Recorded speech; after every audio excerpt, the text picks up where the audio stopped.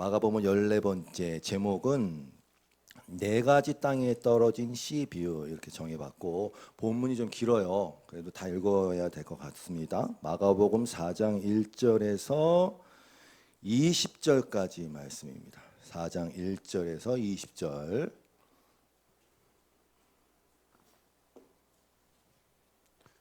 그러면 읽어볼게요. 자, 시작. 예수께서 다시 바닷가에서 가르치시니 큰 무리가 모여들거늘 예수께서 바다에 떠있는 배에 올라 앉으시고 온 무리는 바닷가 육지에 있더라. 이에 예수께서 여러 가지를 비유로 가르치시니 그 가르치시는 중에 그들에게 이르시되, 들으라, 씨를 뿌리는 자가 뿌리러 나가서 뿌릴새 더러는 길가에 떨어짐에 새들이 와서 먹어버렸고, 더러는 흙이 얇은 돌밭에 떨어짐에 흙이 깊지 아니하므로 곧 싹이 나오나 해가 돋은 후에 타서 뿌리가 없으므로 말랐고, 더러는 가시떨기에 떨어짐에 가시가 자라 기운을 막음으로 결실하지 못하였고, 더러는 좋은 땅에 떨어짐에 자라 무성하여 결실하였으니 30배나 60배나 100배가 되었느니라 하시고, 또 이르시되 들을 귀 있는 자는 들으라 하시니라.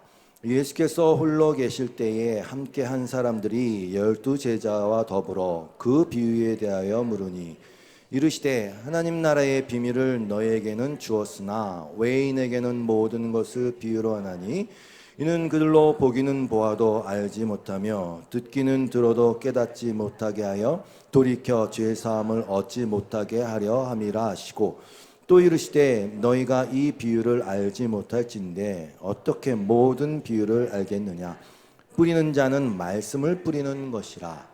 말씀이 길가에 뿌려졌다는 것은 이들을 가리킴이니 곧 말씀을 들었을 때에 사탄이 즉시 와서 그들에게 뿌려진 말씀을 빼앗는 것이요, 또 이와 같이 돌밭에 뿌려졌다는 것은 이들을 가리킴이니 곧 말씀을 들을 때에 즉시 기쁨으로 받으나 그 속에 뿌리가 없어 잠깐 견디다가 말씀으로 인하여 환난이나 박해가 일어나는 때에는 곧 넘어지는 자요, 또 어떤 이는 가시떨기에 뿌려진 자니 이들은 말씀을 듣기는 하되 세상의 염려와 재물의 유혹과 기타 욕심이 들어와 말씀을 막아 결실하지 못하게 되는 자요, 좋은 땅에 뿌려졌다는 것은 곧 말씀을 듣고 받아 30배나 60배나 100배의 결실을 하는 자니라.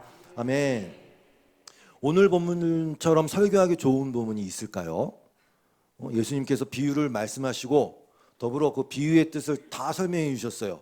그러니까 오늘 설교는 끝. 이렇게 밥 먹을까요? 집사님 끄덕거렸어요? 그냥 읽기만 하면 되잖아요. 오늘 설교 주제도요, 사실은 이게 개역개정 보니까 이 단락 위에 표제어예요. 이게 네 가지 땅에 떨어진 씨 비유 이렇게 되어 있어요. 우리 보통 씨 뿌리는 비유 이렇게 얘기하잖아요.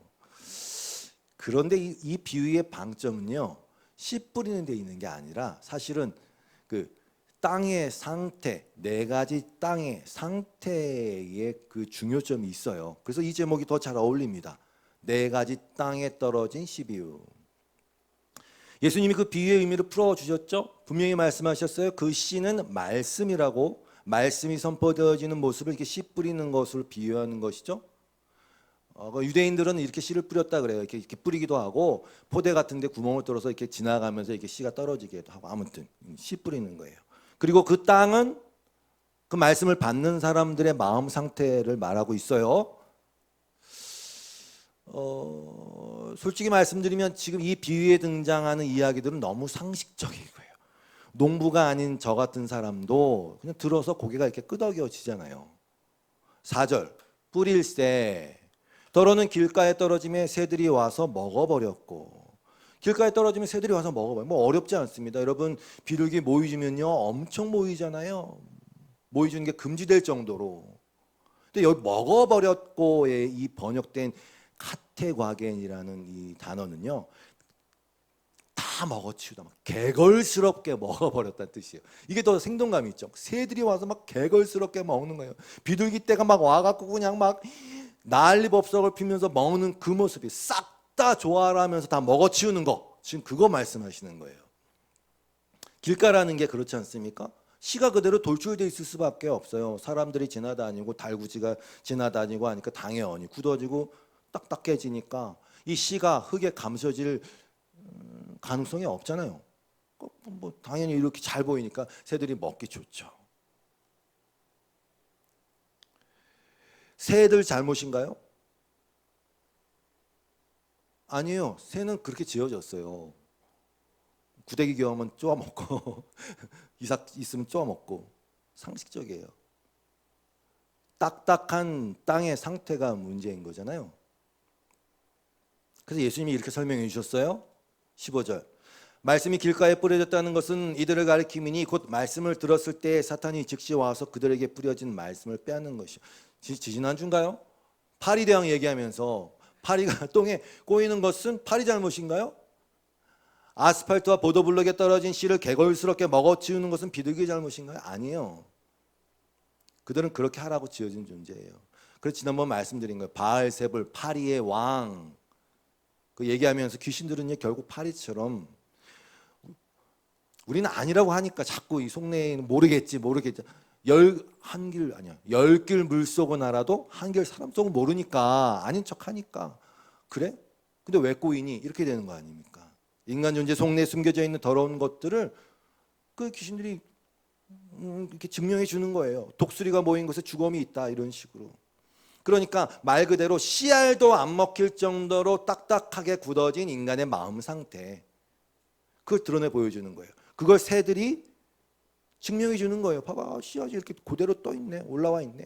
자, 두 번째 5절 덜어는 흙이 얇은 돌밭에 떨어짐에 흙이 깊지 아니하므로 곧 싹이 나오나 해가 돋은 후에 타서 뿌리가 없으므로 말랐고 사실은요 이건 그냥 돌밭이에요. 돌밭 표면에 약간의 흙으로 덮여 있죠. 그냥 돌밭이에요. 이게 원어를 좀 더 살펴보면요 이게 돌밭에 해당하는 단어가 여러분 잘 아시는 베드로예요. 베드로 페트로데스. 예수님이 그러시잖아요. 시몬한테 너 이제부터 시몬 아니라 베드로다. 내가 그 반석 위에 교회를 세운다 그랬죠. 그 바위 그 단단한 바위 그 반석 그게 지금 이 돌밭의 의미거든요. 그러니까 오늘 본문을 다시 번역하면 많은 흙이 있지 않은 아주 흙이 얇은 바위 덩어리 위에 이런 뜻입니다. 뭐 이거 약간 문법적인 얘기지만 있지 않다라는 게 그게 미완료 과거 시제인데 그게 무슨 얘기냐면요. 그냥 과거부터 지금까지 쭉 옛날에 한 번 그랬다는 게 아니라 과거부터 쭉 그 상태를 유지하고 있는 마음의 상태 그걸 얘기하는 거예요. 흙이 거의 없어요. 그래서 예수님이 이걸 풀어주실 때는 아예 흙이 얇은 이런 거 다 빼버리세요. 그냥 바위 이렇게 하죠. 16절 돌밭에 뿌려졌다는 것은 그 바위 위에 뿌려졌다는 것은 이렇게 그냥 얘기해 버리신단 말이죠. 이들을 가리키미니 곧 말씀을 들을 때에 즉시 기쁨으로 받으나 그 속에 뿌리가 없어 잠깐 견디다가 말씀으로 인하여 환난이나 박해가 일어날 때에는 곧 넘어지는 자다. 그러니까 완전 바위 상태. 그러면 여러분 보세요. 바위인데 이게 흙이 얇게 있으면 사실 우린 몰라요. 모른다니까요. 그냥 흙밭으로 보여요. 위장이죠. 위장. 뿌리를 내릴 수가 없어요. 바위에는. 여러분 뿌리가 깊은 나무는 비가 좀 안 오고 표면이 말라 있어요. 바짝 마른 것 같은 데 살아요. 왜? 깊은 데서 물을 빨아 올릴 수 있으니까. 이 상태들이 사람을 헷갈리게 만드는 거예요. 분명히 위에 촉촉한데 뿌리를 못 내리네. 분명히 말랐는데 살고 있네. 예수님이 바리새인을 뜰 책망한 이유가 이런 것 때문이에요. 싹이 난 것 같으나 죽은 자거든요, 사실은. 그리고 이런 사람들이 더 다른 사람을 지옥 자식을 만들어요. 왜? 저 산이 맞는가벼? 이러고 다 쫓아가니까. 근데 사실 죽은 자거든요. 바위 위에 어떻게 뿌리를 내립니까? 불가능하다는 뜻입니다. 불가능하다는 뜻입니다. 결국은 이 상태나 길가 위의 상태나 같은 거예요. 딱딱하게 굳어진 마음의 상태. 저는 이 말씀을 조금 더 묵상해 봤습니다. 여기 보니까 즉시 기쁨으로 받았다고 나오네요. 즉시 기쁨으로 받았대요. 그래서 저는 생각했어요. 어떻게 즉시 기쁨으로 받지? 여러분은 이해가 되세요? 즉시 기쁨으로 받는데요. 근데 그 다음 절 17절을 보니까 말씀으로 그 말씀을 즉시 기쁨으로 받는데 말씀으로 인하여 환난이나 박해가 또 일어난다잖아요. 말씀으로 인하여 환난이나 박해가 일어나는 그 말씀을 어떻게 즉시 기쁨으로 받냐, 이런 거죠. 근데 여러분, 원래 이 말씀이라는 것은 이 세상에서 원래 그런 작용을 일으킬 수밖에 없어요. 예수님이 요한복음에서 그러잖아요. 너희는 세상이 너희를 미워한다. 너희를 미워하는데 그건 너희를 미워하는 게 나를 미워하는 것이다. 그들은 진리에 속하지 않았다. 뭐 이렇게 얘기하시잖아요. 말씀은 원래 세상에서 이걸 불러 일으킬 수밖에 없어요. 환난이나 박해. 왜? 모두가 이 세상의 사고방식과 이 땅의 것을 보는 것 가운데 그게 예라고 할 때 말씀은 아니요 이러니까. 그 예수님을 이거 죽인 거 아닙니까?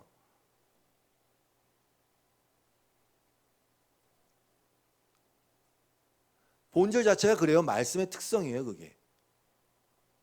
예라고 할 때 아니요 이러니까. 이게 진리야 그럴 때 아니야, 진리는 따로 있어. 이렇게 말씀이 그러니까 원래. 그런데 말씀을 즉시 받았다? 그럼 전 생각했어요. 그럼 뭐냐 이건 어떻게 그건 필시 그 말씀을 자기 좋은 대로 생각하고 받은 거를 말하는 것 같아요. 제 생각엔 그래요. 그러니까 그렇잖아요. 표면적으로 봤을 때 야, 복 준대, 잘 되게 해준대, 기도하면 이루어진대, 뭐 능력 준대, 창대해진대. 그 욥기 말씀 다 붙어 있는 거. 내 시작은 미약하였으나 내 나중은 창대하다. 그 뜻 아니라면서요. 욥기에 나오니. 그게 욥의 친구가 한 얘기 아닙니까?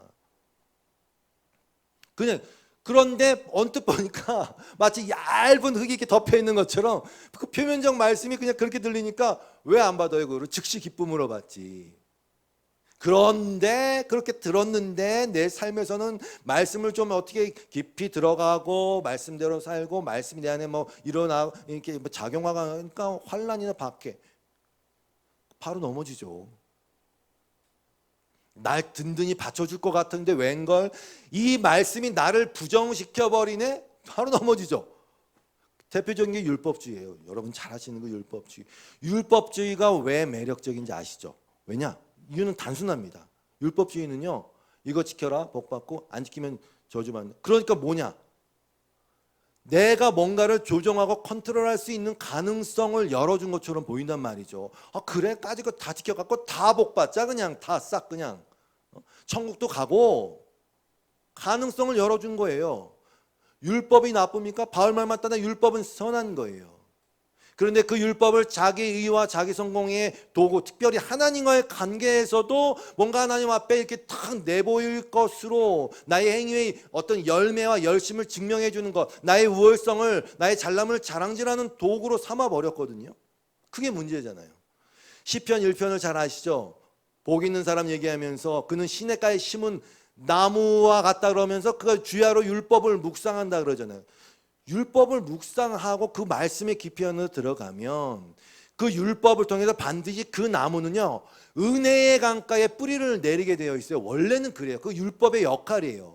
율법을 통해서 은혜로 가게 되고 만들거든요. 바울의 말 맞다나 율법은 초등교사 역할을 해서 율법에서 왕창 그냥 박살이 나갔고 그 은혜의 강가인 그리스도께로 인도한다 그러잖아요. 그 역할이잖아요. 그래서 율법을 진짜로 묵상하면은 시냇가에 심은 나무가 돼서 겉은 말라있든 젖어있든 상관없어요. 그 뿌리가 은혜의 강가, 은혜라는 강가에다 이렇게 탁 뿌리를 내린다고요. 그럼 자랄 수밖에 없지. 근데 이거를 얇은 흙 위에다가 그냥 겉에 그렇게 하면 망하는 거죠. 율법은 그렇게 양면성을 갖고 있어요. 은혜의 확실한 통로로 그리스도를 인도하는 초등교사로의 문을 확 여는 것도 있는 반면 아주 그냥 자기 의로 확 들어가는 지름길이기도 해요. 율법이 얼마나 좋아요. 바리새인들이 그래서 신나갖고 율법을 지켰다면서 하나님 앞에서 또 사람 앞에서 자랑을 그렇게 늘어놓은 거예요. 그리고 막 정죄하고 막 쟤는 뭐 나는 쟤는 안 되고 나는 이렇게. 은혜의 강가에다가 뿌리를 내리면 말씀드렸다시피 그 말씀이 원래 말씀하신 그 은혜의 강가에 뿌리를 내리면 환란이 와도 즉시 어떻게 하냐 우리는 그 은혜를 의지하게 되어 있어요. 우리가 찬양하는 내용이 다 그거예요. 뭐 그 은혜에 의지하게 되어 있다니까요. 하나님 앞에 나아갈 수 있어요. 그러니까 시편 기자 그러니까 쓰러지되 완전히 넘어지지 않는다.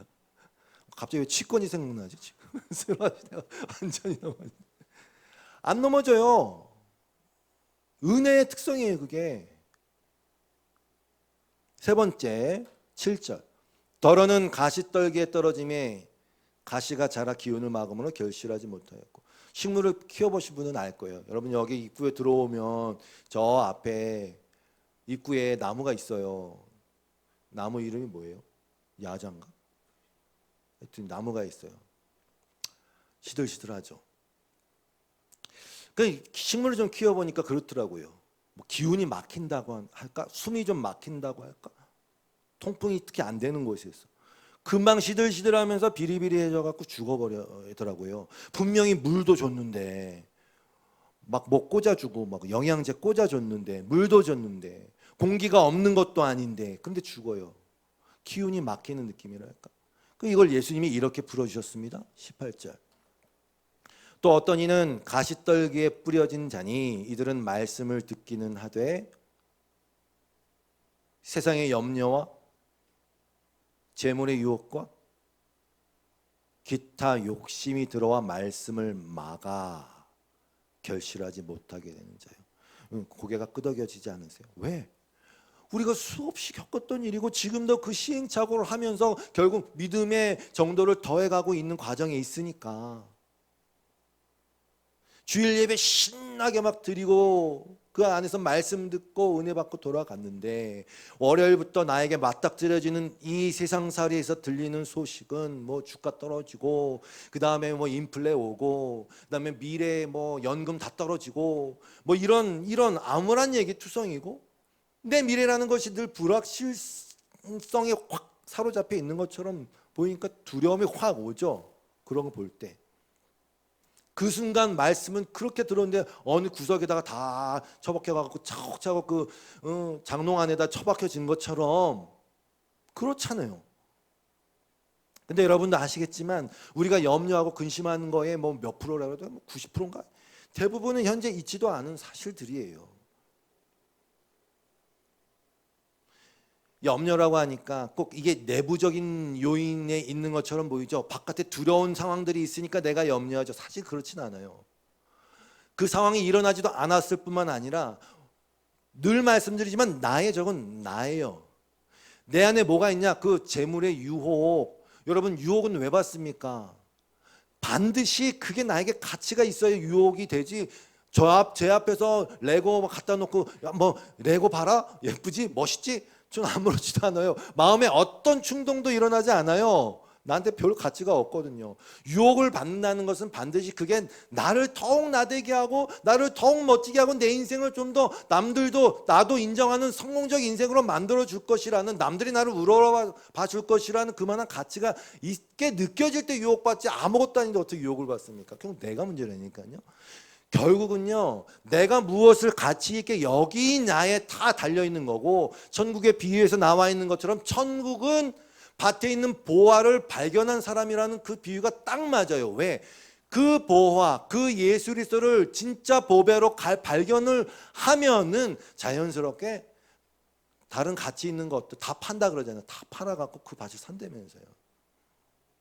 그 기타 욕심 그게 말씀을 막아 결실하지 못하게 하는 거예요. 그러나 성도 여러분 복잡할 거 없어요. 두려움과 욕심 이 두 가지가 인간을 지배해요. 두려움과 욕심 그건 너무 확실해요.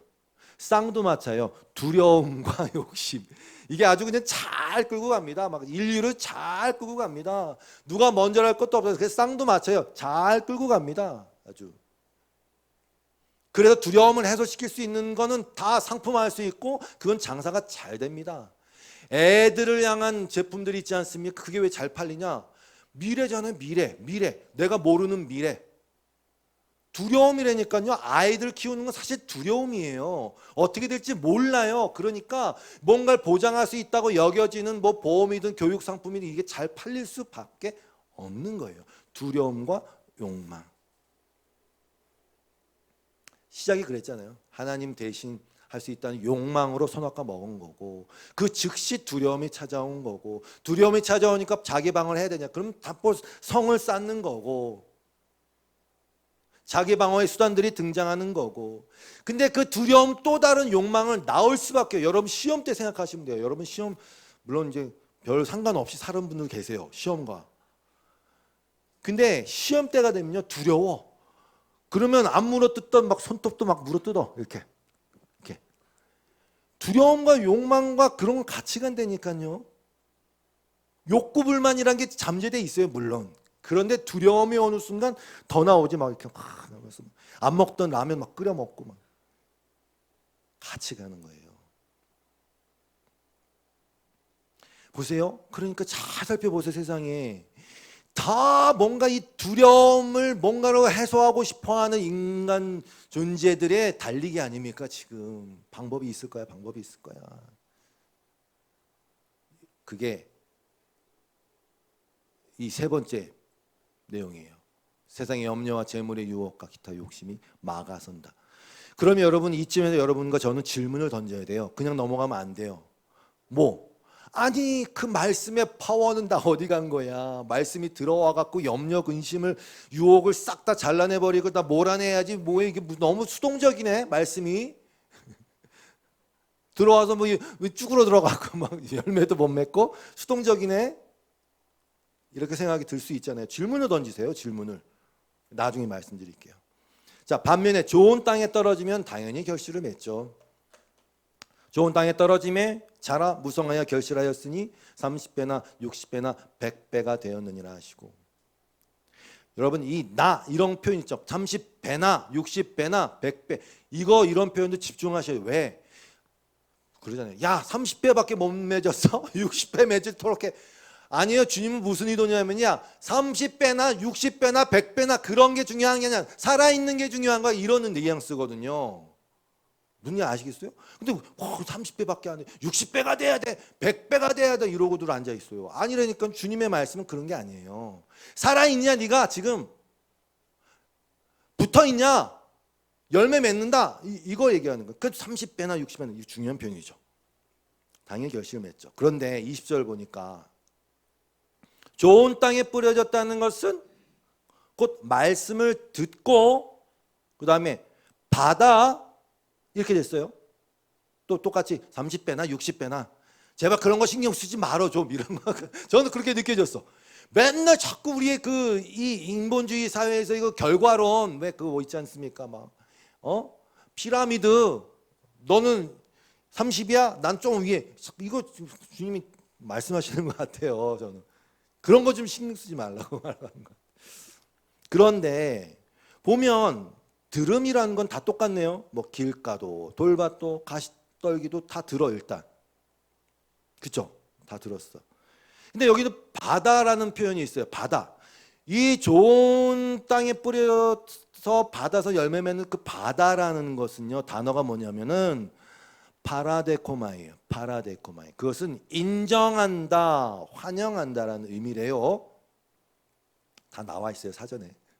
인정한다, 환영한다는 의미예요. 그러니까 복음을 듣는 데서 그치는 것이 아니라 그 복음을 인정하고 환영하고 그 진리성을 인정하고 기쁘게 받아들여야 한다는 뜻이겠죠. 그러면 언뜻 잠깐만요.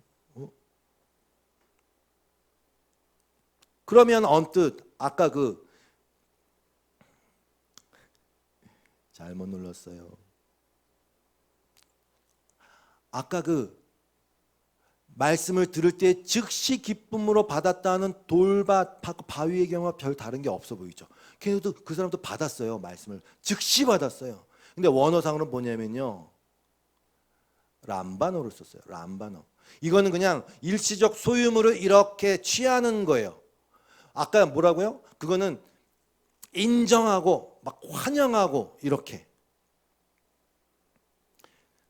그러니까 이 돌밭에 쓰인 람바노라는 단어는 그냥 지식적으로 취하는 거예요. 그냥 지식을 아는 거예요. 그러니까 말씀을 가까이 해야지. 야 적어도 네가 기독교인이 성경을 읽어야 돼. 읽어야죠 당연히. 그런데 그 더 깊이 들어가지 않고 그냥 성경을 읽어야지.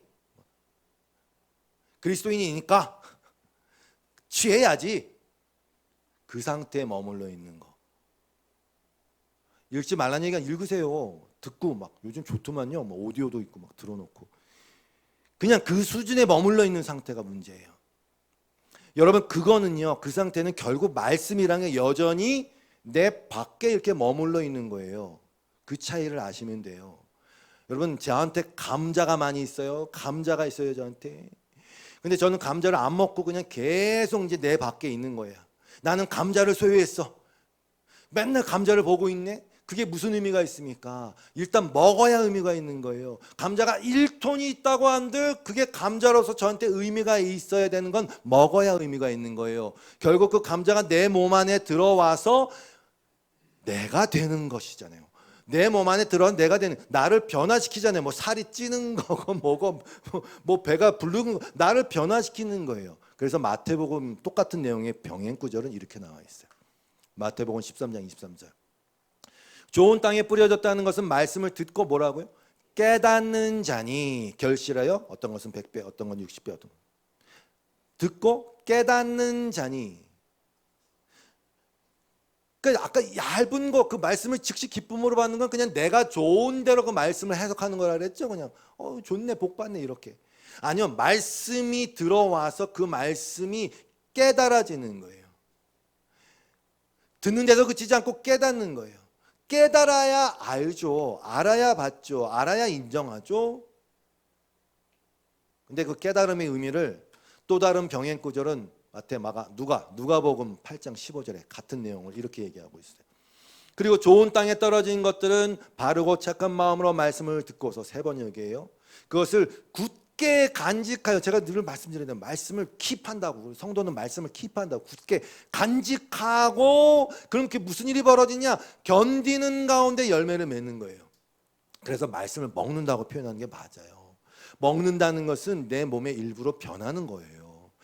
말씀을 이게 이렇게 감자 매달아 놓듯이 매달아 놓는 게 아니에요. 쌓아 놓는 게 아니에요. 먹는 거예요. 내 몸에 변하는 거예요. 그럼 그거는 굳건하게 킵돼요. 여러분 제가 감자를 먹고 왔어요. 그래서 다 이미 소화가 됐어요. 이걸 나한테 띄워보세요. 어떻게 띄실 거예요? 못 띄어요. 내 안에 들어왔다니까요. 그게 굳건하게 간직할 수 있는 방법이에요. 내 안에 들어와서 소화된 거. 그러면 그 말씀이 나를 견디게 하죠. 그러면 열매를 맺게 되는 거죠. 그래서 사실 오늘 예수님이 그 중간에 비유하고 비유를 풀어주신 그 중간에 너무 중요한 얘기를 하셨는데, 이 말씀이 진짜 들어와서 내가 받아서 깨달아져서 내 안에 있으면 어떤 일이 벌어지는지를 아주 단순하고 명료하게 말씀하신 게 있어요. 사실 말씀의 역할은 그거 하나예요. 자 이제 나무를 봤어요. 나무를 봤어. 첫 번째, 두 번째, 세 번째. 이제 숲을 봐야 돼요. 숲을. 이 예수님의 말씀에 전체 읽었지만 아주 큰 반전이 일어나고 있어요. 무슨 말인가 하면요. 아까 그랬잖아요. 좋은 땅에 뿌려졌다는 것은 말씀을 듣고, 마태복음에서 말씀을 듣고 깨닫는 거라 그랬잖아요. 깨닫는 거네. 좋은 땅에 말씀을 듣고 깨닫는 거야. 근데 예수님이 뭐라 그러셨어요? 중간에, 오늘 본문 중간에 11절 이하에 이르시되 하나님의 나라의 비밀을 너희에게는 주었으나 외인에게는 모든 것을 비유로 하나니 이는 그들로 보기는 보아도 알지 못하며 듣기는 들어도 깨닫지 못하게. 뭐야, 좋은 말씀 깨달아야 되는데 지금 예수님은 너희가 깨닫지 못하게 하려고 내가 비유로 하는 거야. 왜? 말씀이 깨달아지면 무슨 일이 벌어지느냐? 진짜로 돌이키거든요. 그걸 진짜 회개라 그러는 거예요. 돌이켜 죄사함을 얻지 못하게 한다 하려고 함이라 하시고, 또 이르시되 너희가 이 비유를 알지 못할진데 어떻게 모든 비유를 알겠니? 이게 무슨 뉘앙스로 느껴지세요? 야, 이 비유를 모르는데 네가 다른 비유, 내가 많은 비유 얘기인데 어떻게 알겠니? 어떻게 알겠니? 약간 놀리는 것 같지 않으세요? 이것도 모르는데 어떻게 알겠니? 이것도 모르는데 어떻게 알겠니? 자, 다시 말씀드리지만 비유로 말씀하시는 이유가 명확합니다. 주님이 이렇게 말씀하셨으니까. 듣기는 듣되 깨닫지 못하게 하려고. 다시 말씀드립니다. 말씀이 깨달으면 뭐라고? 회개가 일어나요. 그냥 진짜 회개, 돌이킨다니까요. 당연히 돌이키면 죄사함을 얻는 거죠. 근데 놀리기라도 하듯이 이 비유를, 의미를 알지 못하면서 어떻게 모든 비유를 알겠냐 이렇게 하세요. 그럼 다른 비유는 더 어렵다는 뉘앙스 아닙니까? 여러분, 예수님 왜 이렇게 하고 계세요 지금? 예수님 왜 이렇게 하고 계신 거예요? 예수님은요, 하나님의 방법을 떠난 적이 없어요. 하나님의 의도대로만 움직이세요. 내 뜻대로 마옵시고 그냥 늘 동일하세요. 예수님이 당연히 하나님이시니까. 지금 왜 이러시냐? 하나님의 방법을 따름이에요. 그뿐이에요. 왜? 하나님의 방법, 특히 구원, 사랑하고 구원하는 그 방법이라는 것은 늘 말씀드리지만 세상의 지혜를 무력화시키는 거라니까요. 그러니까 제가 아까 조롱하는 게 맞아요. 나쁜 의미의 조롱 말고. 여러분, 이게 저도 예전에 말씀이 알죠.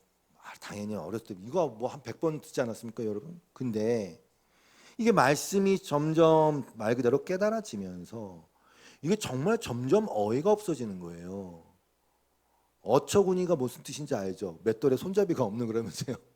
맷돌을 돌려야 하는데 손잡이가 없는 거. 점점 어처구니가 없게 인식이 돼요. 이 상황들이. 왜?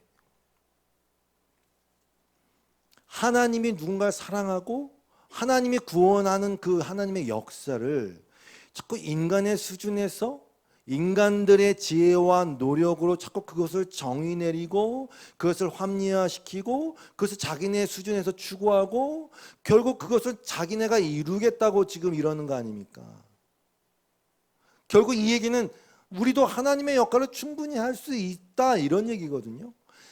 진정한 회개라는 것은 바로 그 상태가 부서지는 게 진정한 회개예요. 뭐 거짓말 했던 거 안 하겠다. 그것도 좋은 회개죠. 그러나 여러분 이 근본적인 게 깨어지지 않은 상태에서는요. 거짓말 100번 하지 안 해보세요. 변화 없어요. 간디 얘기 아시잖아요. 간디. 예수님이 왜 이러시냐? 하나님의 방법이에요. 또 보네요. 고린도전서 1장 18절 이제 외우시겠어. 십자가의 말씀이 여기 말씀이라고 하네요. 아까 우리 말씀이 떨어지는 비유를 들었잖아요. 지금 십자가의 말씀이 멸망하는 자들에게는 어리석은 것이지만 구원을 받는 사람인 우리에게는 하나님의 능력입니다. 성경에 기록하기를 왜 이런 얘기 쓴다고요? 이게 하나님의 의도야, 뜻이야. 원래부터 이 하나님은 이랬어, 변한 거 없어. 이거 얘기하는 거예요. 성경에 기록하기를 내가 지혜로운 자들의 지혜를 멸하고 총명한 자들의 총명을 패할 것이다 하였습니다. 이사야 29장 14절 말씀. 그러면서 조롱하네. 현자가 어디 있냐? 학자가 어디 있냐? 세상에 변론가가 어디 있냐? 똑같은 마음이에요. 예수님의 마음이 똑같은 마음이에요. 이게 나쁜 의미의 조롱이 아니라 제가 말씀드렸잖아요. 이 세상의 군원들이 막 모의하고 있거나 이 세상의 나라들이 막 이합 집산하면서 뭐 어떻게 하면 하나님을 반역할까? 하나님이 비웃으신다 그러잖아요. 시편 말씀에. 똑같은 거예요. 이 세상은 그 지혜로 하나님을 알지 못했습니다. 왜? 하나님의 지혜가 그렇게 되도록 한 것입니다. 예수님은 그것 고스란히 행하시는 거예요. 비유의 말씀을 들으시면서. 하나님께서는 어리석게 들리는 설교를 통하여 믿는 사람들을 구원하시기를 기뻐하신 것입니다. 여러분, 그러니까 조금 더 생각해 볼게요. 지금 이 인간이란 존재가 뭘 빼앗는 건지 아세요? 지금? 잘 생각해 보세요. 빼앗을 수도 없지만 하나님께서 어떻게 빼앗겠어요? 근데 뭘 빼앗으려고 하고 있어요. 하나님께서 뭘 빼앗으려고 하고 있어요. 이걸 잘 이해 들어주세요. 하나님이 사랑할 권리를 빼앗고 있어요. 하나님이 당신께서 누군가를 선택하고 누군가를 사랑하고 더욱더 지극히 온전히 사랑하고 끝까지 사랑하고 은혜를 베풀을 그 권리를 인간이 뭔데 빼앗느냐는 거예요. 어떻게 빼앗냐고요? 사랑은 그냥 빠지는 건데 그렇게 하지 말래 하나님 보고. 자기들이 뭘 잘하고 열심히 하고 그러면 내가 사랑받을 수 있대. 받을 수도 있겠죠. 사랑은 그런 게 아니라니까요. 사랑은 그냥 내가 너한테 빠졌어. 그냥 내가 사랑할게. 근데 그게 아니래. 자, 율법주의가 그거예요. 야, 내가 이렇게 했으니까 당신은 나를 사랑해야 돼. 사랑이 그렇게 나옵니까? 그리고 또 이렇게 얘기해. 다 똑같이 사랑하래. 하나님 보고 다 똑같이 사랑하래. 하나님은 질투하는 하나님이라고요. 사랑의 본질이 원래 그래요. 누군가를 더욱 지극히 사랑하잖아요. 그럼 다른 사람을 미워하는 게 아니라 누군가를 지극히 사랑하면 필연적으로 누군가는 배타적이 될 수밖에 없어요. 그래서 로마서 9장 13절 얘기하는 거예요. 성경이 기록되면 내가 야곱을 사랑하고 에서를 미워하였다. 말라기 1장 2절 3절 말씀. 그러면 우리가 무엇이라고 말을 해야 되겠습니까? 근데 다 뭐라 해? 하나님 보고 똑같이 사랑해요? 사랑이 뭔지 모르는 거지. 왜 불공평해요? 여러분, 제가 이 세상의 모든 여자를 두루두루 사랑한다고 하면 저는 뭐가 됩니까? 사이비 교주. 근데 하나님 보고 그렇게 하래.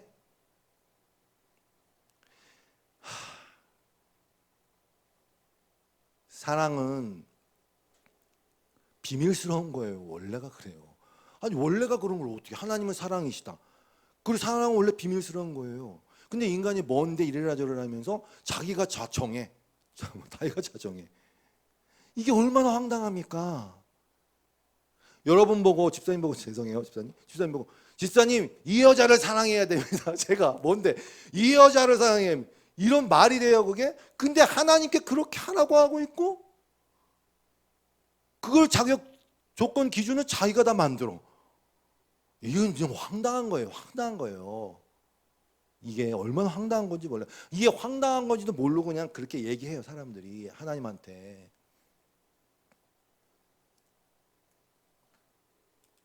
시편 91편 1절.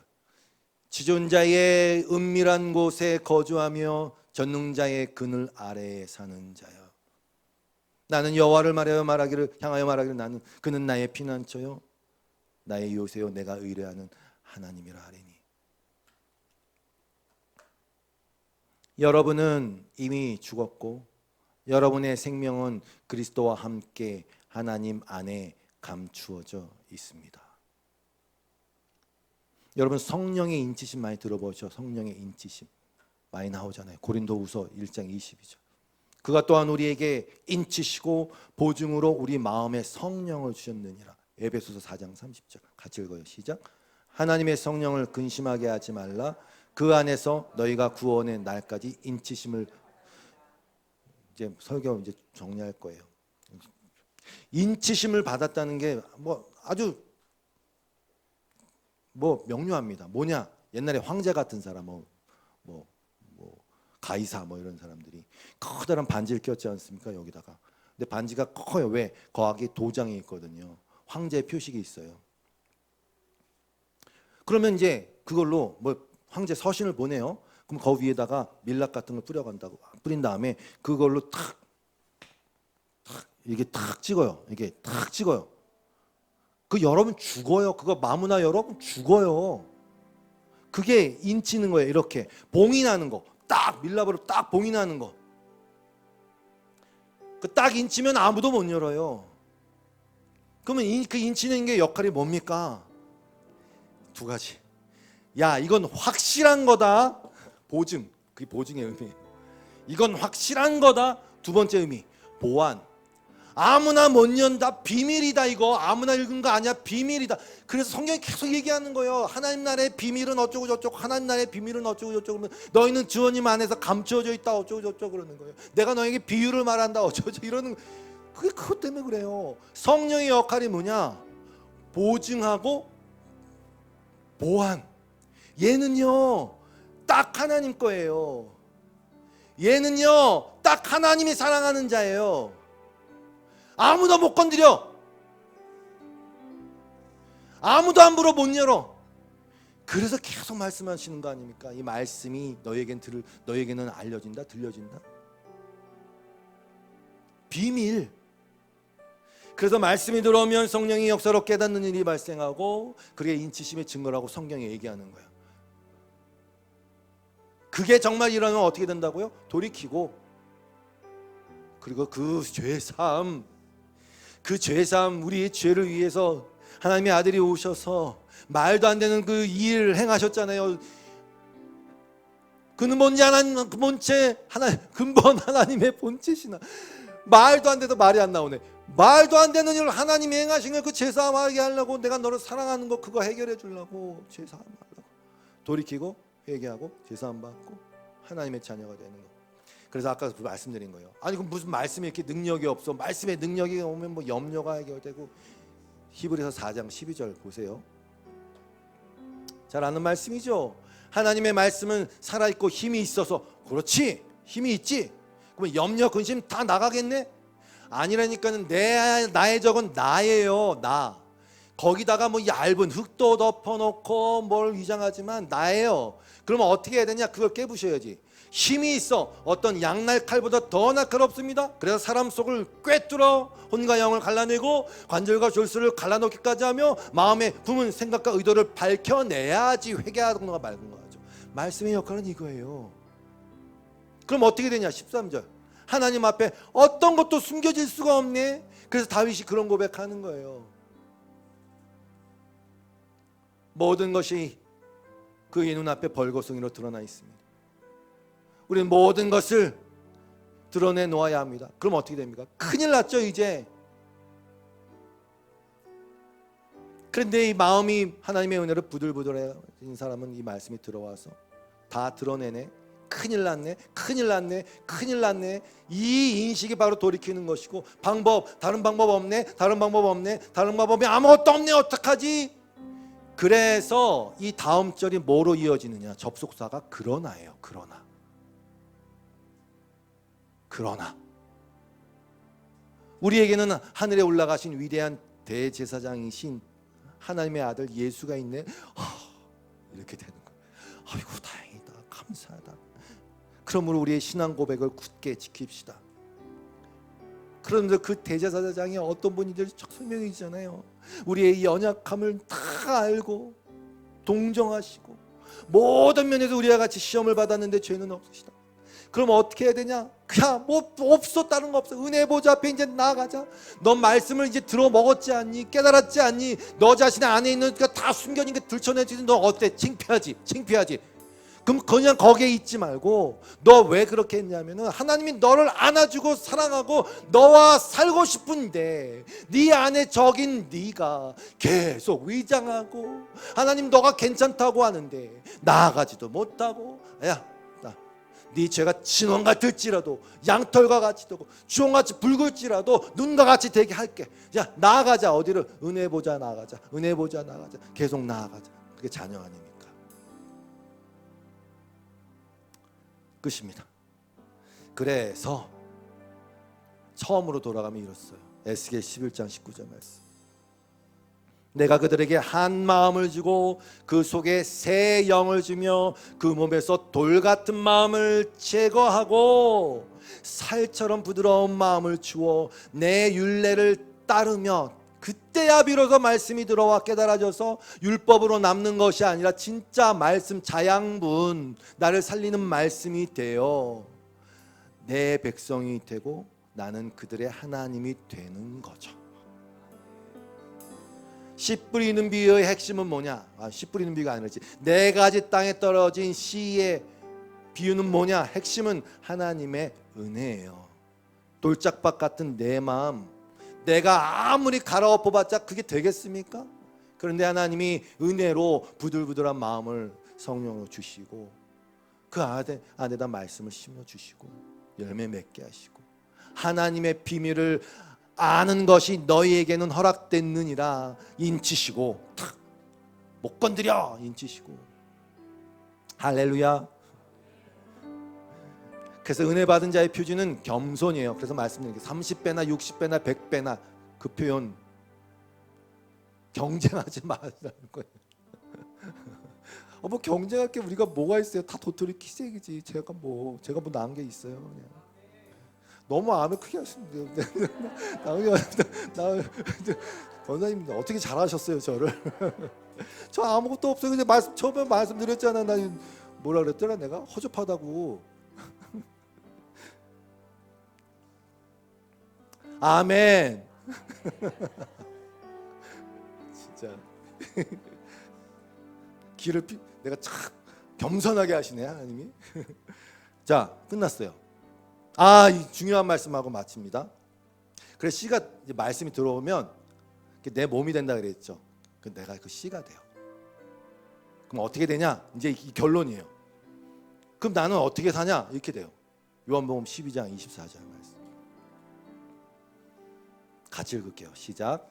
내가 진실로 진실로 너에게 이르노니 한 알의 밀이 땅에 떨어져 죽지 아니하면 한 알 그대로 있고 죽으면 많은 열매를 맺느니라.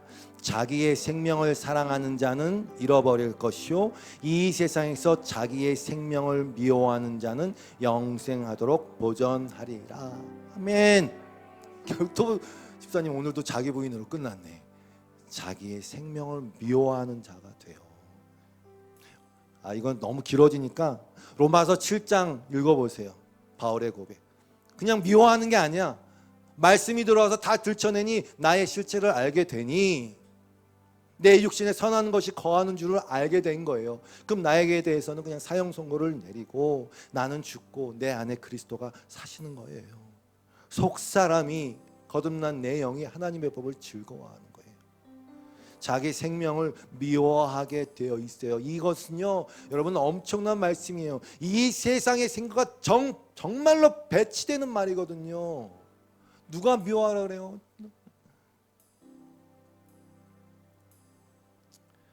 기도하겠습니다. 근데 여러분 우리의 본성이 그래요. 자기 애와 자기 방어와 자기 연민, 이 세 가지를 딱 기억하세요. 자기 애와 자기 방어와 자기 연민, 이것 때문에 하나님이 안아주려고 해도 안 간다니까요. 하나님 사랑해서 그거 다 깨뜨려 버리세요.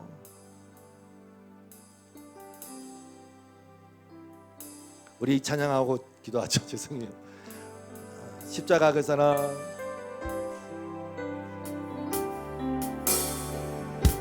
십자가 그 사랑, 멀리 떠나서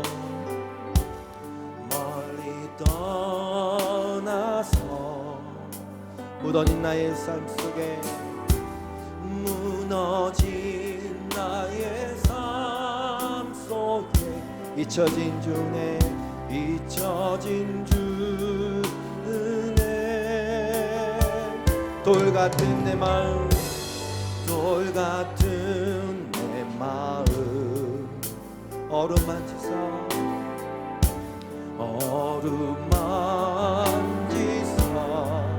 다시 일으켜 세우신, 다시 일으켜 세우신 주를 사랑합니다. 우리는 인친자예요. 주 나를 보호하시고 날 붙드시네, 날 붙드시네. 나는 외롭고 외롭고 존귀한 주님의 자녀라, 주님의 자녀라. 주 나를 보호하시고, 주 나를 보호하시고 날 붙드시네,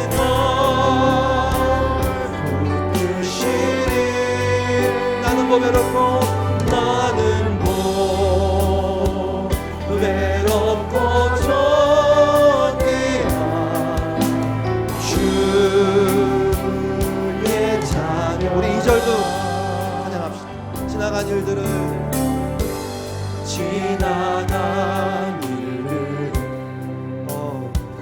기억하지 않고 아멘. 이전에 행한 모든 일, 이전에 행한 모든 일, 생각지 않은 일, 생각지 않은 일, 사막의 강물과 길을 내시는 주, 길을 내시는 주, 내 안에서 일행하실, 내 안에서 일행하심을 바랍니다. 주만 바라보리라, 바라보리라.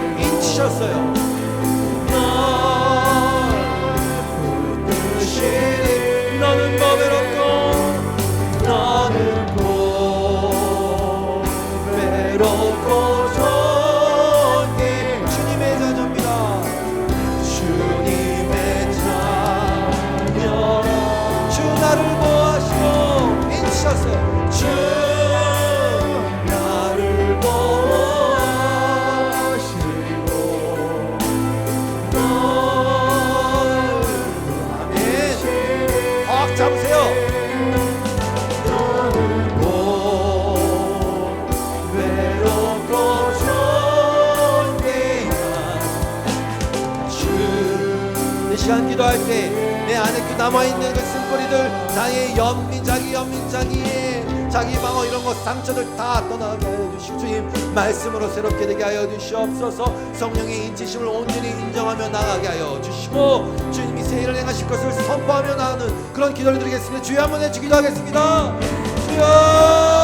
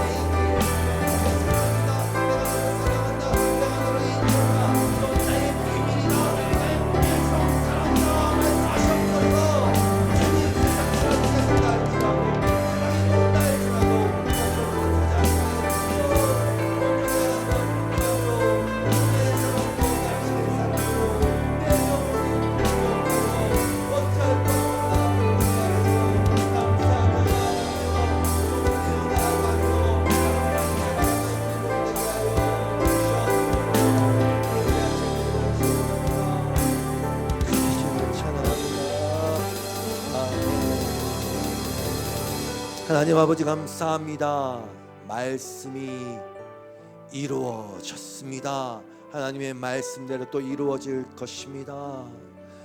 우리를 성령으로 인쳐 주시고 너는 내 것이라 너는 내 것이라 말씀하신 주님, 그 비밀을 모르고 하늘을 모를 때에 많은 오해와 시기와 질투와 이런 것들이 우리의 주변에 또 내 귀에 들릴 때 하나님, 내가 다시 한번 은혜의 강가에 내 발을 내 뿌리를 담그게 하여 주시고 주의 말씀이 내 안에서 크게 울리게 하여 주시옵소서. 크게 울리게 하여 주시옵소서. 너는 내 거다. 너는 내 거다. 예수님의 이름으로 기도드리었고 주 앞에 드린 또 은밀히 드린 그 예물과 주 앞에 사랑한다는 고백으로 드린 헌금과 또 기도와 주님 응답하시고 가장 적절한 곳으로 채우시고 인도하여 주시옵소서. 예수님의 이름으로 기도드리었고 이제는 우리 주 예수 그리스도의 놀라우신 은혜와 하나님 아버지의 극진하신 사랑하심과 성령님의 깨닫게 하시고 도우시고 교통하시는 역사가 오늘도 하나님의 자녀를 예배하며 나아간 하나님의 자녀들 위에 이 교회 위에 영원토록 함께 하시기를 간절히 축원하옵나이다. 아멘.